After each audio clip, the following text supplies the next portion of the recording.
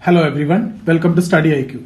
So we will continue our discussion on economy. We are in the module International Organization. So in this session, what I'm going to do is I'll be discussing about, briefly the Cancun Ministerial Conference. We'll talk about Bali Ministerial Conference.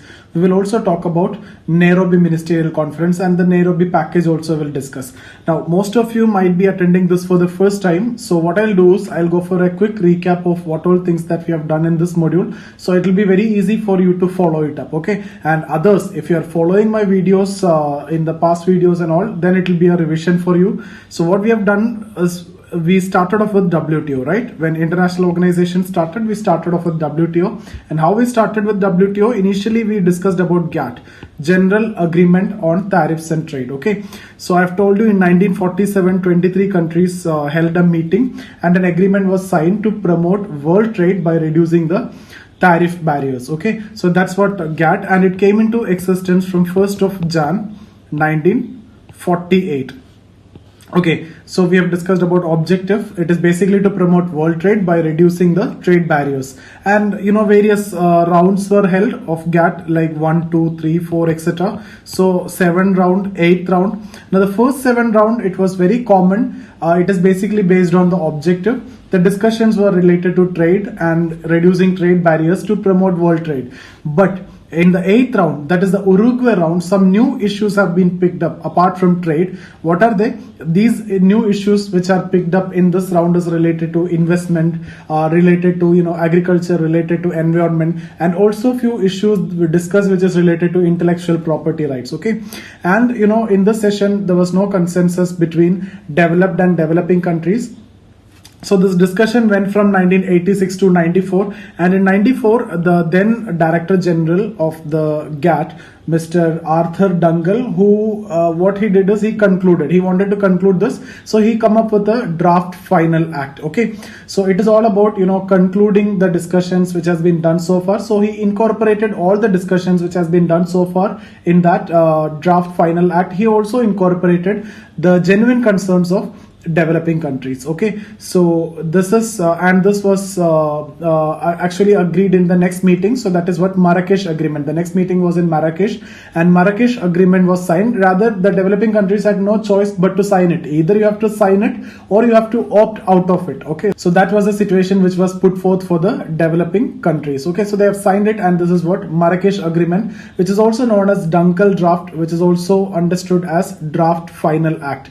Now, one of the most important provision of Dunkel draft is actually the name and the nature of the organization will change, and you can see the GATT name changed to WTO, World Trade Organization. Okay, and the nature changed. It was still then only related to trade. Now you're going to discuss intellectual property, investment issues, okay, agriculture issues, environmental issues, labor issues, etc. under WTO. So the scope is actually widened for WTOs. Initially it was like a loose organization. Now it is a very formal organization. Initially it was just like a loose agreement. Now it's a very formal organization. Okay, then initially if you see there was no judicial power. Now there is a judicial power. There is a dispute settlement board. In case of any violation of WTO norms by any member country, the affected country can sue them in the dispute settlement board. Okay, so then we have seen what is the objective of WTO. We have seen the structure of WTO, the principles of WTO. Then we have discussed about the structure of WTO, where I have discussed about ministerial conferences.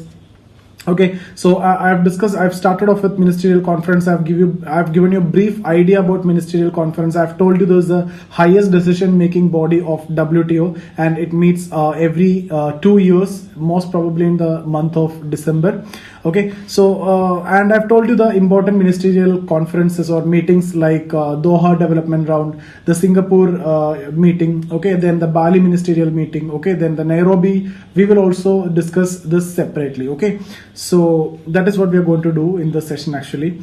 So then we have talked about a trade policy review body. We have also talked about the General Council, which is the permanent body of WTO. We have discussed about dispute settlement board.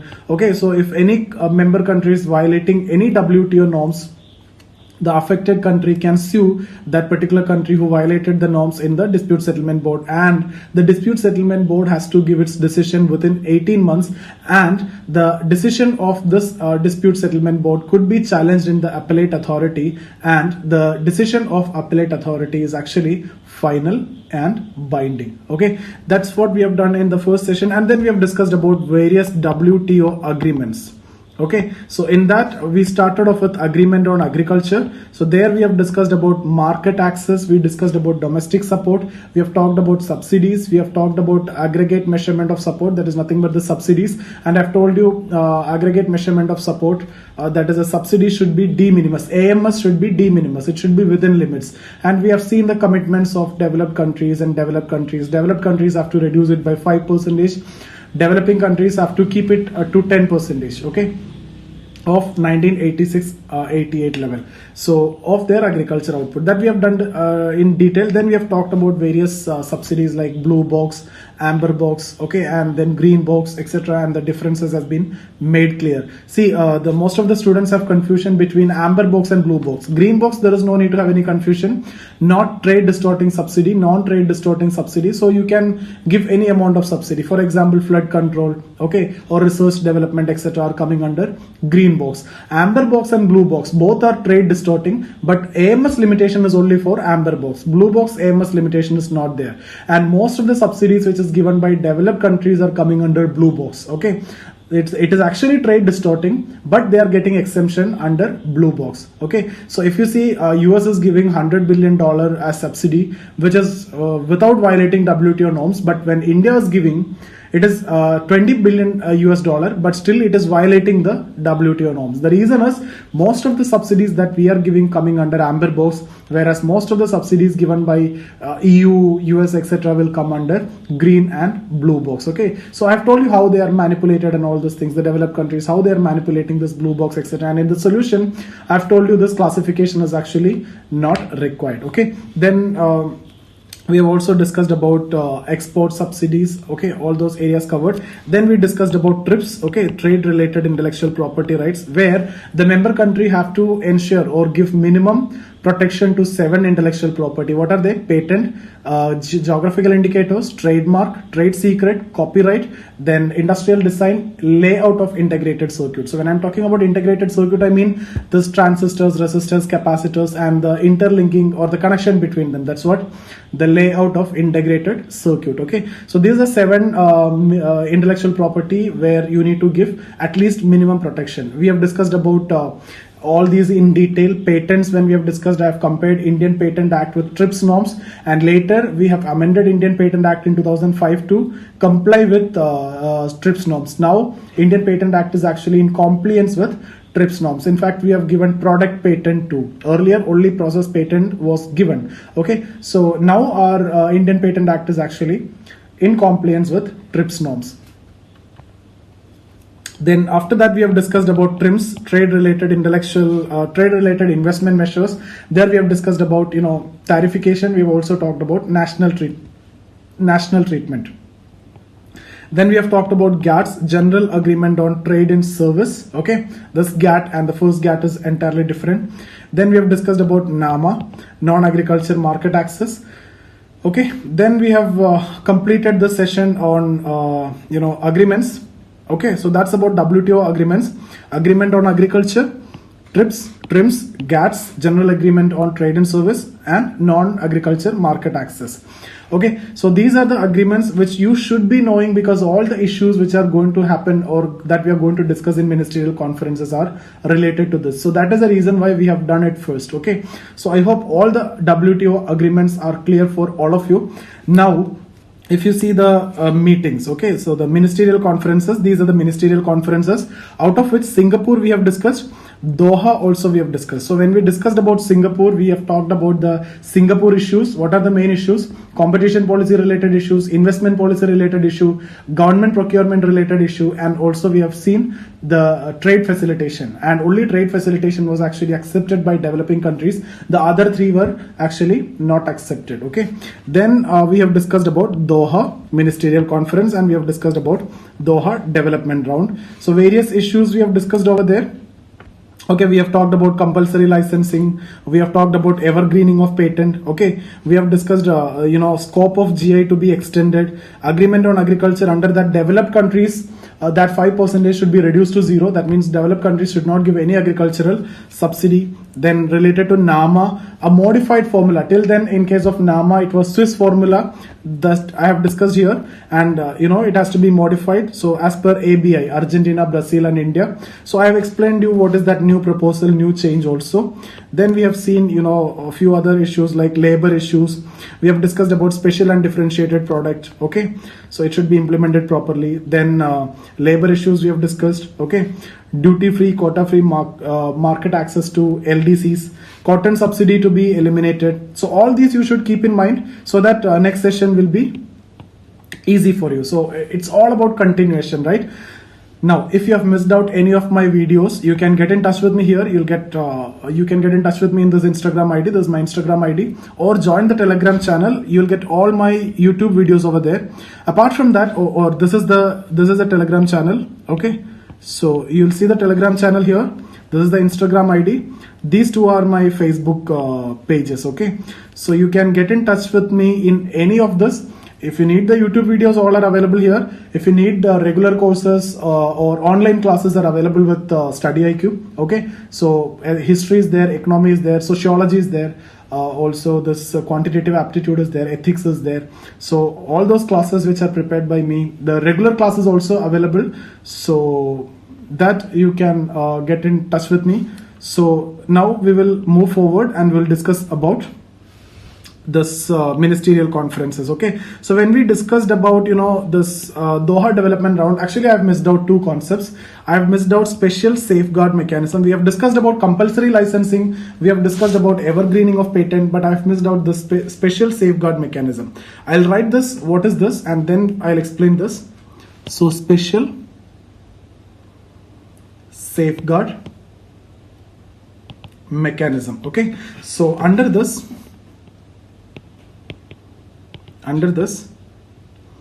developing countries can impose restriction on imports of agricultural commodities in case of sharp increase in imports or fall in their prices. Okay, so what developing countries can do under special safeguard mechanism, the developing countries can impose restriction on imports of agricultural commodities. In which situation? If there is a surge in input, what will happen? If there is a surge in input, there will be an increase in supply. Okay, so supply increase means what will happen? The prices will come down drastically. So if you remember, agricultural products are inelastic, right? So when we discuss about inelastic items, we have to draw the curve, steep like this, not flat. Okay, so here we are drawing the steep curve. The more steeper, you'll get a better understanding. So this is your demand curve, this is your supply curve. Why it is inelastic? Demand side it is inelastic because it is food items. Supply side, these are perishable items and we don't have cold storage and everything. So that is also inelastic from supply side. So if you see prices here and quantity here, let's suppose this is a normal situation. Okay, now suppose there is an increase in supply. So supply is increased. So like this, I want to make it steeper. So supply is increased, right? So you can see here, this is a new point now. So supply is increased. Okay, so you can see here, supply is increased this much only. But the price have been fallen like anything. So that's what exactly happening when a surge in import is there. So what will happen? More supply, that will affect the domestic prices, and that lead to problems for the domestic farmers. Okay, so you can prevent that by imposing restrictions. And in this context, you might be knowing this anti-dumping duty. Okay, so if some country is dumping products in India at very cheaper cost, or anti-dumping duty could be imposed to prevent that. Or you might have heard this countervailing duty. We have discussed this already in detail. So when countervailing duty is imposed, if country A is giving subsidy Okay, and to counter that subsidy, you can actually impose this. So that subsidy is leading to export. See, for example, two countries are there, A and B. Let's suppose wheat, if you take wheat, okay. So let's say here the price is 12 rupee. Let's take this is India and this is USA. So in India, let's suppose wheat price is 12 rupee. In US, it is 20 rupee. Okay. So another country, Japan. Okay. So if Japan want to import wheat, from where Japan will import? Japan will import from India.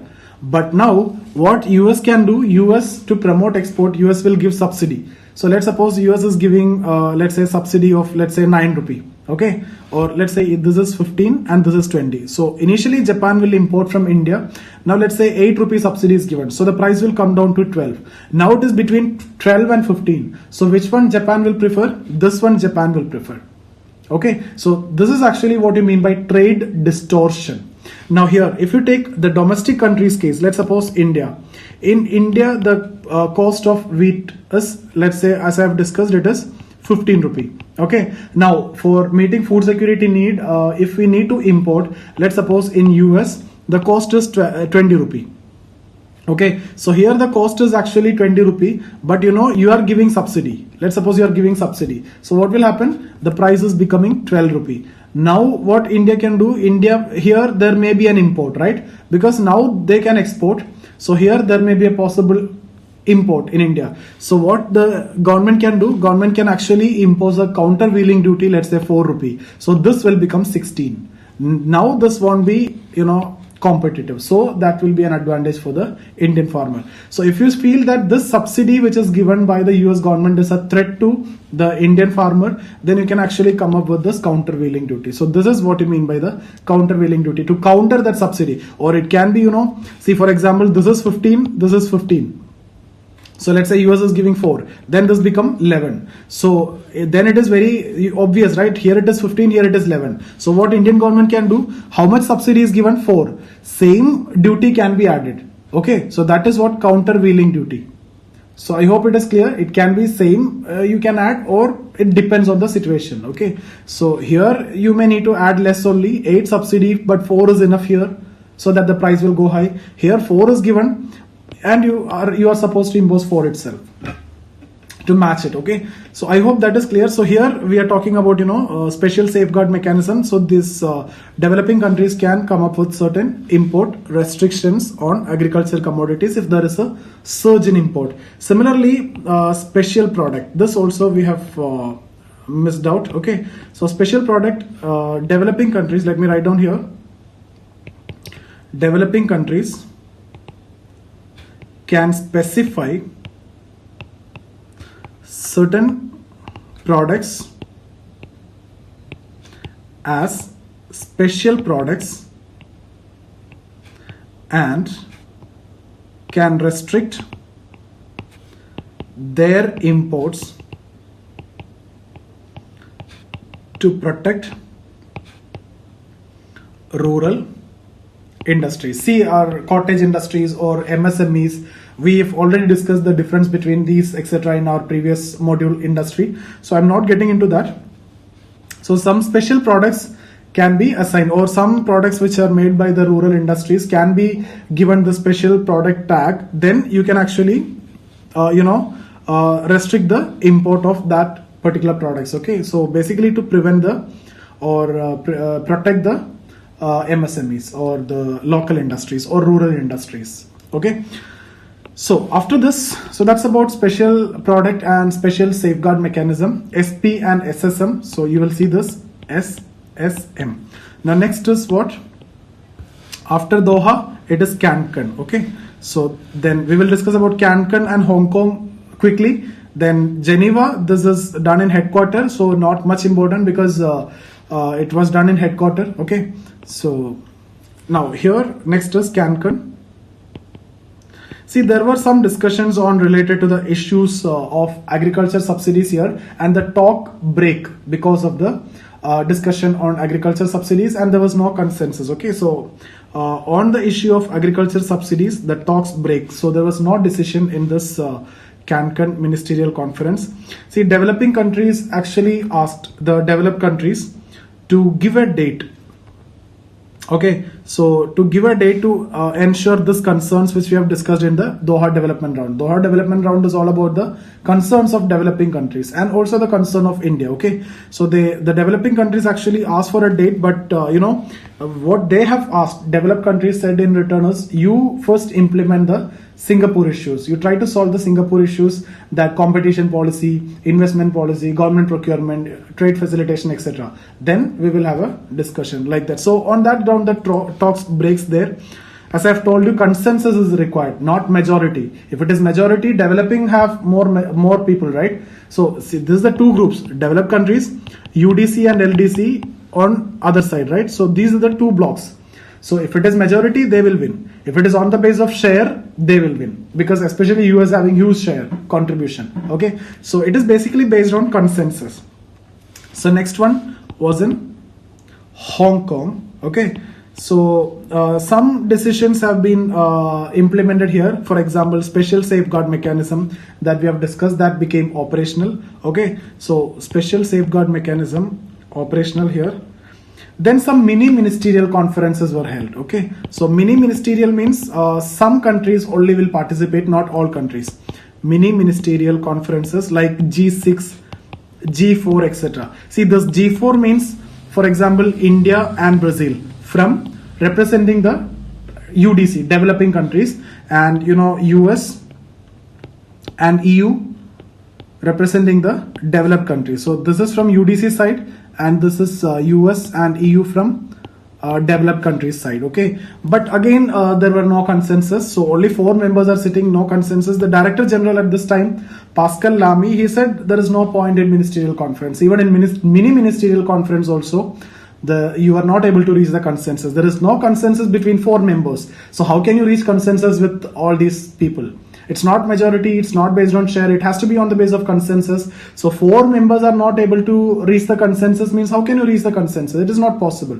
So you can see here next 2 rounds are not important. That was held in Geneva to avoid the unnecessary cost and everything, because Geneva, it is the headquarter itself. That permanent body, the General Council, will meet for the namesake, and the meeting was held in Geneva. So this is not important, this is not important. Now we will discuss about Bali Ministerial Conference.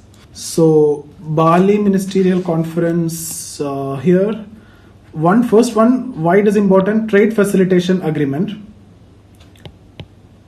Trade Facilitation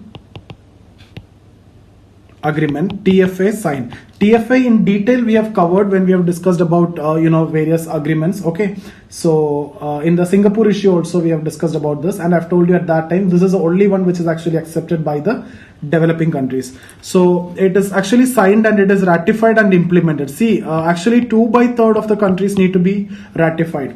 India also complied this. India also ratified this. In which situation? See, we actually discussed with US, we negotiated with US that we won't sign this TFA unless we have been given concession under that AMS requirement in implementing our NFSA, right? See, when you are implementing NFSA, there is a huge subsidy, because you are giving the food at very cheap price, like rice at 3 rupee, wheat at 2 rupee, and coarse grain at 1 rupee, right? So that is actually violating the WTO requirement, WTO norms of what? AMS norms. Because I have told you, under AMS norms, you can't give 10% of agriculture output. You can't give more than 10% of agriculture output as subsidy. But if you need to implement this, you need to give more. So we have made a discussion, we have discussed, and a peace clause peace clause was signed actually. So we have negotiated that we don't sign this TFA, and US agreed to violate the WTO norms. So under the peace clause which is actually signed, the developing countries can violate the AMS norms for their food security situations. But in that case, you have to give the entire details of the food procurement, distribution, etc. to WTO. Also, you should make sure that these subsidized food grains will not be exported. Okay, so all these are there in the peace clause. So let me write here also, peace clause was signed.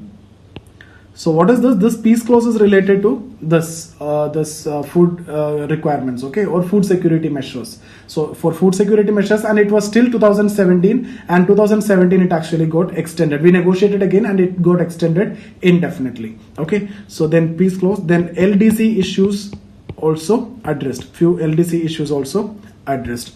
So what's the next one? Next is the Nairobi Ministerial Conference.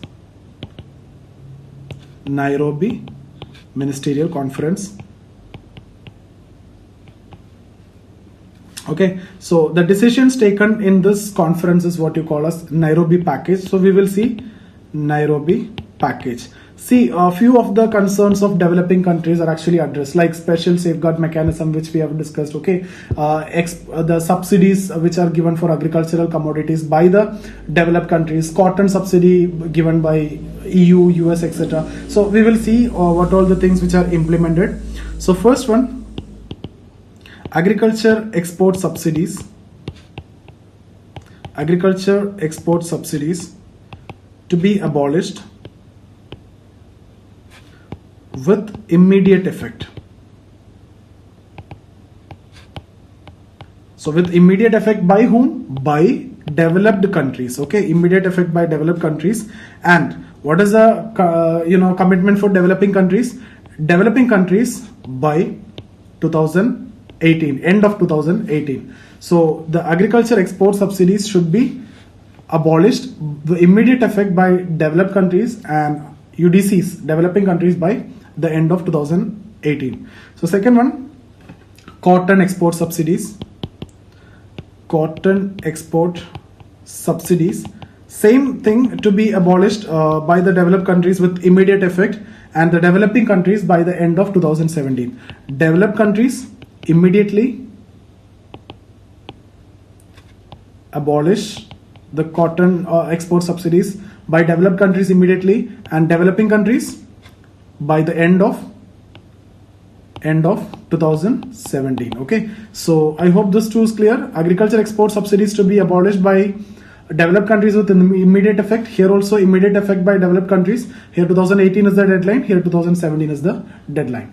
The next one, as I have told you already, related to special safeguard mechanism. Okay, so developing countries were provided the right to take that special safeguard mechanisms. So third one, related to developing countries, UDCs provided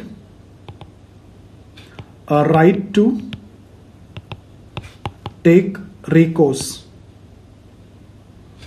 to special safeguard mechanism to protect their farmers. To protect farmers. So what is special safeguard mechanism? I've told you, in case if there is a surge in import or the prices are going so down, what the developing countries can do? Developing countries can impose restriction on import of agricultural commodities. Why it is done? To save or protect the domestic farmers. Okay, so I have shown you that diagram. I hope you understood, and with that itself you can easily understand why the farmers are always poor. In case of bumper production also, they will not get anything. Okay, so 4, the Bali and General Council's decision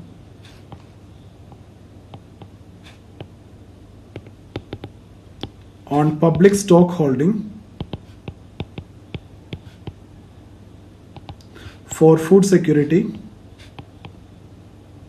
We have discussed this already. In Bali Ministerial Conference, we have discussed about that peace clause, right?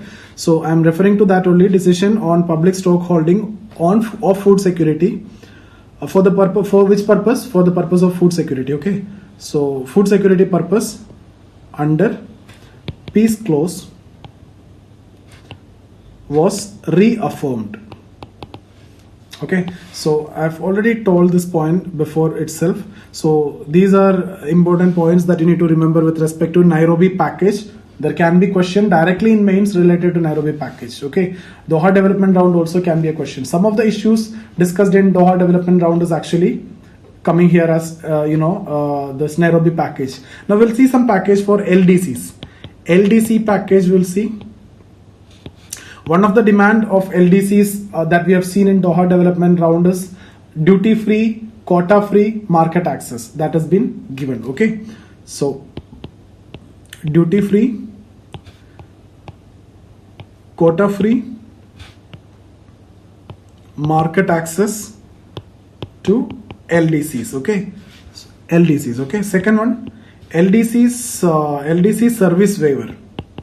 LDC service waiver. That means, preferences to LDCs in service trade.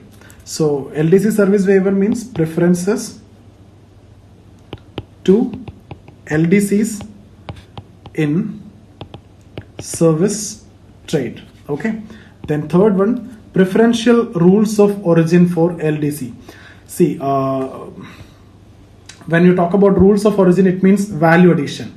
If you take a product, let's suppose this product, where the major value addition happened, that's the rule of origin. So it is actually relaxed for LDCs, not as stringent as the others. Okay, so even if it is slightly lesser, that will be considered as so the source of origin, or the rules of origin. Okay, so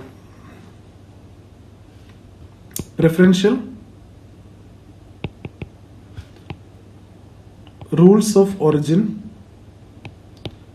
for LDCs. Okay, so rules of origin means it's all about where this maximum value addition is done. So in case of LDCs, even lesser value compared to others is actually considered acceptable. Okay.